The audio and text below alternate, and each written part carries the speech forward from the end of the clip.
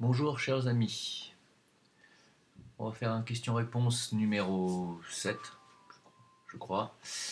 Euh, alors, qu'est-ce que je pense du sida et de l'Ebola et de ce genre de pandémie ou d'épidémie? Oui, qu'est-ce que je pense du sida? Le sida, il semblerait que ce soit un virus qui ait été créé en laboratoire, au départ pour détruire probablement le peuple africain. Il faut savoir que l'Afrique est un réservoir de richesses que les pays occidentaux ne se gênent pas à piller en permanence, même les Chinois. La France pille l'Afrique depuis des siècles. Les États-Unis s'y intéressent aussi. Et les Chinois aussi. Ils prennent toutes les ressources. Donc ils sont gênés par les autochtones. Donc, écoutez, de toute façon, après le fait que ce soit un virus qui se soit propagé en premier dans les couches sociales homosexuels, c'est par rapport aux mœurs sexuelles où ils allaient probablement faire du tourisme sexuel en Afrique. Et puis ils ont ramené ça, et puis bon voilà. Mais il faut savoir une chose, c'est que par rapport au sida, c'est le professeur français Montagnier qui a découvert ce virus, et c'est aussi lui qui a déclaré, et ça vous pouvez le vérifier, professeur Montagnier, qui a déclaré qu'on pouvait parfaitement se guérir du virus du sida en suivant un régime alimentaire basé sur les vitamines, les oligo-éléments et en boostant son système immunitaire. Donc lui-même, le découvreur du virus du sida, dit qu'on peut parfaitement s'en débarrasser tout de manière naturelle avec notre système immunitaire. Or, quand on voit les trithérapies, ou même avant la trithérapie, il y avait un produit qui s'appelait l'AZT, qui n'a jamais guéri un seul malade du sida, qui a plutôt tué des malades du sida qu'autre chose. On a fait ça pendant des années. Ils sont tous morts, de Rock Hudson à Freddie Mercury, voilà, ils sont tous morts avec l'AZT. Moi j'ai même eu des amis qui sont morts et qui prenaient cette cochonnerie qui était l'AZT et qui détruisait complètement le système immunitaire. Alors que déjà le virus en lui-même est un virus qui attaque le système immunitaire. Donc si en plus vous prenez un produit qui va vous flinguer le système, ce qui reste de votre système, vous vous doutez bien que vous ne faites pas long feu. Euh, la logique veut que contre ces maladies-là, évidemment, on doit booster le système immunitaire, de toute façon. Qu'est-ce que je pense de Ebola? Je pense que c'est la même chose. Je pense que ce sont des virus que l'on crée pour essayer de détruire le peuple africain. Moi, c'est comme ça que je le vois. Il faut savoir que la trithérapie, elle n'est pas distribuée dans le peuple africain. Vous savez ça? On ne distribue pas de trithérapie pour les Africains. Voilà. Bon, si avec ça vous n'avez pas compris qu'on a envie qu'ils crèvent, c'est vous qui voyez. Moi, c'est comme ça que je le vois. Euh, Qu'est-ce que je pense? Oui, alors, que faut-il faire pour voler de ses propres ailes? Déjà, commencer par ne plus vivre dans la cistana, déjà. Alors, je m'adresse aux Français, puisque c'est un pays particulièrement assisté, qui assiste beaucoup de gens, beaucoup trop de gens. Combien de fois, moi qui suis parti, qui a quitté ce pays, combien de fois j'entends des touristes français dire oh bah c'est bon, je vais travailler 3 mois, je vais avoir des droits, comme ça j'aurai ma sécu, puis je pourrai me balader, je pourrai aller passer l'hiver au Maroc ou dans des pays où ça coûte pas cher. Parce que j'ai le RSA qui tombe, ou parce que j'ai mes droits qui vont tomber pendant un an. C'est une manière de voir. Je vais vous dire, c'est une manière de voir qui vous maintient en esclavage et qui maintient les gens en esclavage. Et maintenant, je comprends pourquoi en France on maintient ce système d'assistanat. C'est pour que les gens, justement, ne puissent plus être indépendants de ça. En France, on dépend de ce système d'assistanat, de sécurité sociale, de soins gratuits, d'allocations, d'indemnisation, d'indemnité, etc. On dépend tellement de ça qu'on n'ose plus entreprendre. Et puis il faut dire aussi que dès qu'on entreprend quelque chose, on se fait tomber dessus par les taxes monstrueuses qu'il y a en France. Et tout ça encore, c'est voulu. C'est pour empêcher les Français d'entreprendre et les pousser aussi à quitter le pays. C'est le but. Vous savez qu'on veut, on veut déraciner les Français de souche et les faire partir du pays pour les remplacer. C'est ce que dit Eric Zemmour. Il a tout à fait raison. Tout à fait raison. On veut les remplacer par des gens qui n'ont rien à faire ni avec l'histoire de France, ni avec sa mémoire, ni avec son passé, ni avec sa culture, ni son identité, afin de tuer l'identité française et de tuer ce qu'est la France, tout simplement. Alors, comment voler de ses propres ailes? C'est sûr que partir, quitter la France actuellement est déjà un début. Alors c'est triste, parce qu'il faudrait pouvoir rester en France. Le problème, c'est que comme il n'y a pas suffisamment de personnes qui s'éveillent à la réalité que nous sommes sous contrôle d'une élite politique elle-même vendue à la finance, et que ces gens qui dirigent la France sont des gens qui n'ont qu'un seul intérêt, c'est de couler la France, de tuer l'identité française, et donc, si vous êtes français, bah, de tout faire pour que vous vous appauvrissiez et que vous perdiez tout moyen, tant que les gens n'auront pas compris que cette élite-là, qu'elle soit de gauche ou de droite, hein, ne veut que vous nuire, bah, il n'y aura pas de changement possible. Si les gens ne descendent pas dans la rue pour mettre cette clique mafieuse dehors, que voulez-vous qu'il se passe? Vous n'avez pas le choix. Moi, j'ai compris ça il y a 20 ans. Donc, je suis parti. J'ai dit, je n'allais pas me battre tout seul contre le système. Tu te battre tout seul, regardez Dieudonné. Heureusement qu'il derrière lui, il y a 7 ou 8 millions de Français qui le suivent, sinon il serait mort. Il serait mort. Soral, il y a du monde qui le suit, sinon lui, il craint vraiment pour sa vie. Moi, franchement, si j'étais eux, je ferais très très attention. Vous pouvez pas vous battre. Alors eux, ils sont célèbres, ils ont du monde derrière, donc ils font attention, ils savent qu'ils vont pas pouvoir les flinguer comme ça. Mais quelqu'un comme moi, qui n'est pas connu, et si demain je commence à vouloir changer le système en France, je finis en prison. Voyons, donc quelle est l'alternative? C'est où les gens se réveillent en masse, se liguent et boutent cette mafia. Et là, j'ai pas besoin de vous citer de nom, hein, c'est toute la clique politico-médiatique doit dégager. Voilà, donc, il se passera rien. Donc, comment faire pour commencer à voler ses propres ailes? Bah, partir. Je suis désolé, mais tant qu'il n'y a pas d'éveil, partir. Voilà. Partez, et puis créez votre entreprise, ayez un projet, quelque chose qui vous tient à cœur, et puis essayez de le faire. Faites-le. Si vous vous trompez, c'est déjà un début, c'est que vous apprenez à voler. C'est ça, être un adulte. Hein. Être adulte, c'est prendre ses responsabilités, faire les choses pour lesquelles vous êtes venu faire. Et ce que vous êtes venu faire dans votre existence, dans votre incarnation. Hein. Vous êtes quand même venu pour faire quelque chose. Hein. Alors pas tout le monde, je sais, il y a beaucoup de gens qui viennent uniquement pour fonder un foyer, une famille, faire des enfants, ce qui n'est pas critiquable. Hein. Mais il y a des gens qui viennent pour faire d'autres choses, pour expérimenter des choses, et ils doivent avoir le courage de le faire. Et le courage de le faire, ben, c'est pas dans des pays où on vous empêche de le faire que vous pourrez le faire. Donc pour l'instant, la France, je suis désolé de le dire, c'est foutu.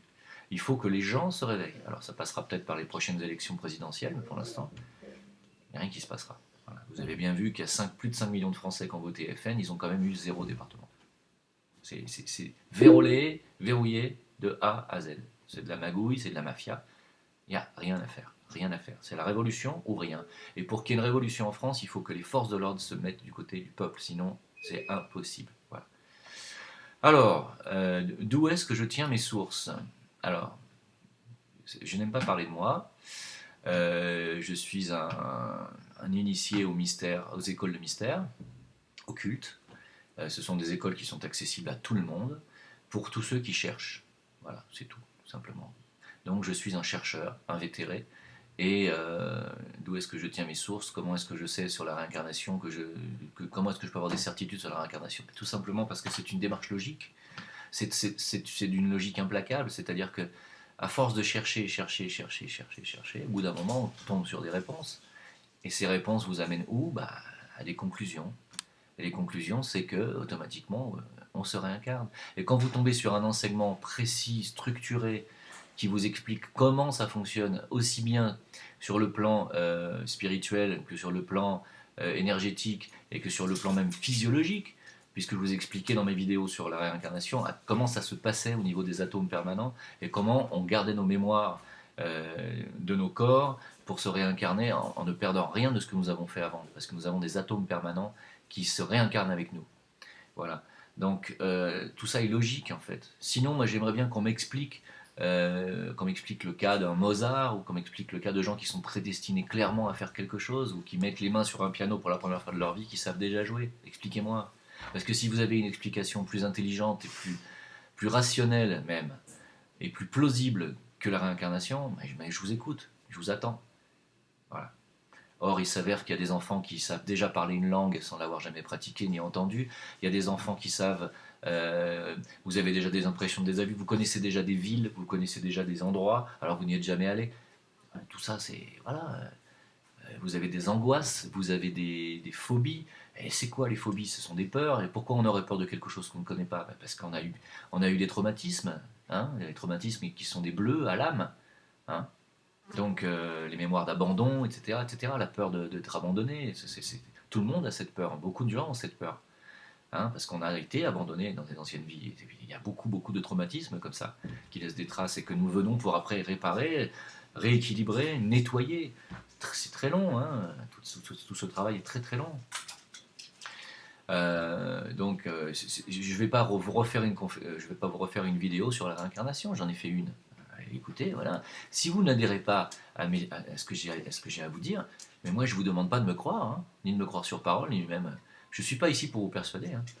Moi je suis ni ici pour vous persuader de quoi que ce soit, ni vous vendre quoi que ce soit. Je suis ici pour partager quelque chose qui a été le fruit d'une longue démarche de chercheur, parce que je suis un chercheur. À la base, j'étais un chercheur cartésien, très scientifique, et petit à petit, j'ai bien été obligé de me... Parce qu'il faut être ouvert, hein, quand on fait une démarche de chercheur, et comme je suis quelqu'un d'ouvert, je suis tombé sur d'autres enseignements qui m'ont abreuvé de réponses. Abreuvé de réponses. Et comme je suis quelqu'un de logique, j'ai dit oui, c'est logique. Ça, c'est logique. Telle chose est logique, telle chose est logique. C'est là que dans les religions, il y a des choses qui sont à remettre en question, à remettre en doute, et il y a des choses qui sont logiques. Et moi, je ne parle pas beaucoup de religion, vous le savez. Alors, quand on m'attaque en disant que je dis n'importe quoi sur la réincarnation, et que c'est pas vrai, et que le Christ combat Lucifer, et que ci et que ça, parce que l'Église vous le dit, ou parce que votre éducation religieuse vous le dit, mais remettez-vous en question. Remettez-vous en question. Qu'est-ce qu'il y a de vrai dans l'Église? Qu'est-ce qu'il y a de vrai dans la religion chrétienne actuelle? Celle qui est prônée par l'Église. Qu'y a-t-il de vrai? Je veux dire, c'est tellement, tout est tellement manipulé et tout a tellement été transformé que même les papes démissionnent. À un moment donné, il faut quand même se dire bon, attendez, il y a quelque chose qui ne va pas. On va essayer de remettre. Parce que dire que la réincarnation est de la foutaise et qu'il faut être idiot pour croire à ça, c'est insulter 4 milliards d'humains. Parce que vous avez tout le Pakistan, vous avez tous les hindous qui y croient. Vous avez une grande partie des asiatiques, des bouddhistes qui y croient, une bonne partie des chrétiens, une partie des musulmans, les juifs. Vous avez du monde qui croit à la réincarnation quand même, et sans parler des athées, mais qui y croient quand même. Alors, insulter des milliards de personnes en disant que la réincarnation c'est de la foutaise pour taré, je suis désolé, mais non. Ne venez pas sur ma chaîne YouTube pour m'insulter. Voilà. Il faut parler respectueusement. Si vous avez des choses vous avez des choses à dire avec des arguments, moi je vous les écoute. Je suis quelqu'un de très ouvert. Mais si vous venez juste pour donner des leçons de morale et venir insulter les gens, ça ne m'intéresse pas. Alors, n'oubliez pas que j'ai fait un Facebook pour les questions-réponses qui s'appelle le compte Jim Le Veilleur, Jim, J-I-M, plus loin, Le Veilleur, en une seule fois. Et que, avec plaisir, je veux bien parler avec vous. Voilà, mais soyez respectueux, ça sert à rien d'être insultant, ça fait pas avancer les choses. C'est tout ce que j'ai à dire à peu près pour aujourd'hui. Voilà. Donc voler de ses propres ailes, bah oui, voler de ses propres ailes, c'est ça être adulte, prendre ses responsabilités en main. Hein. Voilà. Apprendre à voler de ses propres ailes, c'est se sortir déjà de la matrice de la Sistana, cette matrice française qui fait aussi qu'on a tellement peur de se retrouver sans sécurité sociale. Mon Dieu, mais qu'est-ce que vous allez devenir si vous n'avez plus de sécurité sociale? Vous n'allez plus pouvoir acheter votre aspirine et vos antibiotiques sans être remboursé. Vous vous rendez compte? Mais si par contre vous sortez de cette matrice, que vous commencez à changer de façon de vous nourrir et même de vous soigner, et que par exemple vous prenez des médecines comme la médecine traditionnelle chinoise ou ayurvédique, où c'est plutôt une médecine préventive et où on vous dit attention, là vous êtes en faiblesse à tel endroit, vous risquez d'attraper ça, on va vous donner ça pour vous remonter en produit naturel, et comme ça vous n'allez pas attraper de grippe cet hiver, c'est pas mieux que de manger de la merde du matin au soir pendant toute l'année, de vous empiffrer de saloperies, d'affaiblir votre système immunitaire avec du sucre à gogo ou de la graisse à gogo, et au final attendre d'être malade à crever pour prendre un antibiotique surpuissant qui va de surcroît vous flinguer le biote intestinal et donc vous flinguer votre système immunitaire encore plus. C'est vous qui voyez, c'est une façon de voir la vie. Voilà. Moi j'arrive à 50 ans, ça fait 2 ans que je ne suis plus malade, j'ai pas de sécurité sociale depuis 7 ans. J'avais pris une assurance privée à un moment donné parce que je suis dans un pays étranger, je me suis dit on sait jamais quand même. J'ai dit non, j'ai arrêté. J'ai dit, ça sert à quoi? Ça sert à quoi? Ça sert à rien. Ah si j'ai un accident et que je me casse la moitié du squelette, c'est sûr, je vais passer du temps à l'hosto, ça va me coûter cher, c'est moi qui vais payer. Ah là d'accord, évidemment. Mais il y a des assurances qui sont faites pour ça aussi. Hein. Mais sinon, ça sert à quoi? Ça sert à quoi de balancer de l'argent et de dire oh non mais attendez, je paye ma sécu parce qu'on sait jamais si à 70 ans je tombe malade. Ouais, mais vous avez 25 ans, vous avez le temps de tomber malade. Et puis si un jour vous tombez malade, et puis que c'est l'heure pour vous de quitter cette planète, c'est l'heure. Qu'est-ce que vous voulez que je vous dise? On n'est pas immortel, il faut prendre conscience qu'on est des êtres de passage sur cette planète. Ce corps-là, c'est pas vous, c'est pas vous. C'est un corps d'emprunt, c'est un véhicule qui est parfait, qui fonctionne très bien, qui vous dit, qui vous envoie des messages parfois en vous disant attention, vous me nourrissez mal, tu me nourris mal, tu es en train de me tuer, attention, je t'envoie un signal fort, et le signal c'est la maladie. Sachez que la maladie que vous allez avoir, c'est votre corps qui vous dit ça va pas là, faut changer. Et si vous changez d'alimentation, vous allez voir que la maladie va disparaître à 9 fois sur 10. C'est même pas la peine de prendre des médicaments. Donc, déjà, voilà, voler de ses propres ailes, c'est sortir de ce schéma-là. Sachez que dans 90 ou 95% des pays du monde, il n'y a pas de sécurité sociale. Il n'y a pas d'indemnité pour les artistes quand ils ne travaillent pas. Moi, j'ai été 18 ans intermittent du spectacle, je sais de quoi je parle. Et bien, figurez-vous que j'en pouvais plus, de me dire, tiens, j'ai réussi à faire 2 dates ce mois-ci, mais bon, ça va, parce que les 28 autres jours du mois, j'ai mes indemnités qui tombent. Au bout d'un moment, je me suis réveillé, j'ai dit, c'est pas possible, on peut pas continuer comme ça. Besoin de travailler, on a besoin de voir. On est un artiste, on fait de la scène, on a besoin de voir du monde, on a besoin de se produire devant des gens, on a besoin de donner du bonheur. On est fait pour ça. Qu'est-ce que c'est que ce système où on dit mais c'est pas grave parce que c'est pas la saison, tu vas avoir 2 dates par mois, mais tu vas être payé par les acédiques. Mais par contre, tu dois pointer au chômage, tu es considéré comme un chômeur longue durée. Et on n'est pas des chômeurs, on est des artistes. Et puis quand on change de pays, qu'est-ce qui se passe? On a du travail tous les jours, comme par hasard, tiens. On trouve des hôtels, on trouve des endroits où on peut jouer, où on peut. Et puis et on travaille, on gagne notre vie, on est honnête et on peut faire de la création, on peut faire des choses. Qu'est-ce que c'est que ça? Et là, on se réveille. Et quand on enlève, quand on coche la case je ne suis plus demandeur d'emploi et qu'on part de ce système, de cette matrice, je l'ai vécu, j'ai eu l'impression d'avoir un éléphant qui me quittait. Le poids, le poids, le poids. Voilà, le poids de cette matrice. C'est insupportable. Donc, je parle aux Français qui ne sont pas des entrepreneurs et qui ne savent pas encore voler de leurs propres ailes. Eh ben, sortez de là, sortez de ce schéma. Voyagez, bougez. Allez voir comment ça se passe en Angleterre. On peut cumuler 3 boulots en Angleterre, on peut avoir 3 salaires. On peut travailler 70 heures par semaine si on veut. On n'est pas obligé, si on veut. En France, on n'a pas le droit. Il y a quand même quelque chose qui tourne pas rond. Voilà. Donc il faut, à un moment donné, il faut se réveiller. Il faut arrêter d'être un enfant, hein, parce qu'on vous prend pour des enfants, on vous infantilise en France. On vous dit non, non, laisse, les syndicats s'occupent de toi, tu vas pas te tuer au travail, tu as 35 heures à faire, pas plus. Ah, tu gagnes tant, c'est sûr, c'est pas beaucoup, mais voilà, ça suffira. Hein. Le reste, c'est les banquiers qui vont s'enrichir sur toi. Il faut sortir de ça, faut sortir de ce système. Parce que votre argent que vous allez déposer à la banque à la fin du mois quand vous avez vos salaires, eux, ils le prennent, hein, votre argent.